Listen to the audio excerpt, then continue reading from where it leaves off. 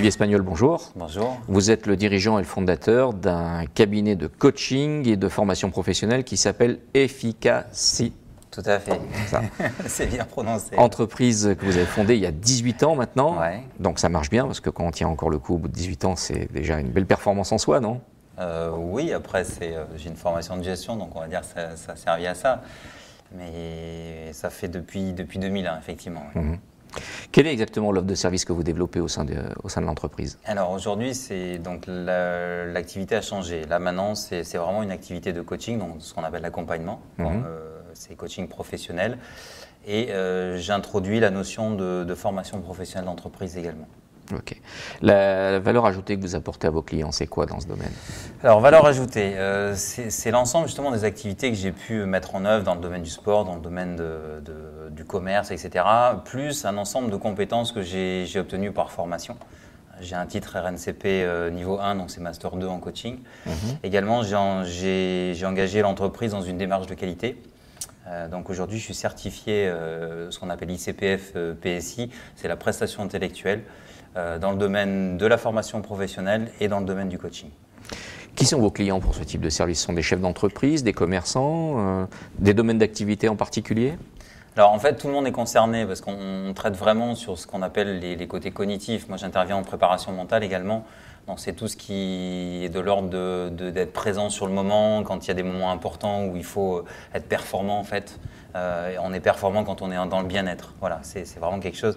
Donc en fait, j'interviens sur vraiment tous les domaines de vie. J'ai une spécialisation un petit peu plus dans le cadre de l'entreprise. C'est pour ça que je vais vers la formation professionnelle. Le secteur d'activité se porte bien en ce moment dans le coaching, la formation pro. C'est un secteur en croissance ou c'est compliqué? Il y a beaucoup de concurrence, j'imagine? Alors, ce qui est particulier en coaching, c'est qu'il n'y a pas de réglementation. Donc, moi, j'ai choisi de faire une formation certifiante avec un niveau relativement élevé pour justement encadrer de manière très professionnelle les clients. Aujourd'hui, c'est un métier qu'on appelle émergent, le coaching. Donc, de ce point de vue-là, il y a à la fois beaucoup de concurrence, mais c'est un peu le flou artistique qui fait que c'est le début d'une activité. La formation professionnelle, on est dans un cadre de réforme en cours en ce moment. C'est aussi pour ça que je me suis certifié justement pour une démarche qualité qui puisse garantir quelque part que je m'inscris dans tout ce qui est réforme de la formation professionnelle. Donc la concurrence, il y en a.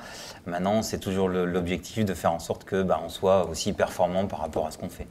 C'est vrai que le coaching, c'est une offre de service qui est assez encore méconnue, il faut le dire, aujourd'hui en France. Comment est-ce qu'on est chef d'entreprise, on se dit tiens, j'aimerais bien passer par ça. Comment est-ce qu'on fait pour choisir finalement le bon coach aujourd'hui? C'est quoi les critères? Alors justement, comme c'est un métier qui n'est pas encore très connu, déjà il y a l'aspect formation, ça c'est important, puisque quelque part on traite sur des sujets. En fait, ce qu'il faut savoir, c'est que le coaching, c'est pas du conseil. Et à partir de ce moment-là, si on n'a pas quelqu'un qui est formé au comportement de l'individu, aux compétences psychosociales, etc., qu'on obtient nous dans le cadre du titre RNCP que j'ai, on va voir quelqu'un qui va peut-être vous diriger sur quelque chose. Le coaching, c'est aller vers quelque chose qui est important pour la personne, pour le groupe, l'individu, l'entreprise. Donc c'est extrêmement important de voir cette formation. Votre priorité du moment en tant que dirigeant d'entreprise, c'est quoi? Alors aujourd'hui, c'est vraiment sur le cadre de la formation professionnelle où j'ai choisi en fait d'aller un peu plus loin dans l'autonomie parce que le coaching, c'est vraiment la notion d'autonomie. Pour moi, on peut apprendre à se sentir bien, on peut apprendre à être enthousiaste dans son activité. Et en particulier, parce qu'on parle beaucoup de bien-être au travail, le bien-être au travail, pour moi, c'est pas toutes les activités annexes, c'est pas faire du sport entre midi et deux, c'est pas faire la sophrologie. Tout ça peut participer effectivement à gérer son stress, mais il n'empêche que si on ne sait pas le faire dans le cadre de son activité, à partir de ce moment-là, on ne va pas ressentir du bien-être au travail. Et donc, j'essaye en fait d'intervenir à ce niveau-là, et c'est tout le but de la formation professionnelle d'apprendre ça. Votre entreprise est basée donc ici depuis 18 ans sur Villeneuve-Loubet, c'est ça? Vous avez décidé de rejoindre le club des entreprises. Il est bien ce club, il est dynamique? Ouais, il est très dynamique. Ouais, je connais bien Olivier et puis on a travaillé ensemble justement en coaching. Donc il a créé un événement là, il n'y a pas très longtemps qui est justement l'aboutissement du coaching. Voilà, c'est lui qui a décidé et c'était un bel événement et il a très très bien travaillé par rapport à ça. Donc c'est dynamique parce qu'il s'y investit et ça permet justement d'avoir une structure locale sur laquelle on peut s'appuyer en tant qu'entreprise. Ouais. Merci beaucoup Olivier Espagnol. Merci.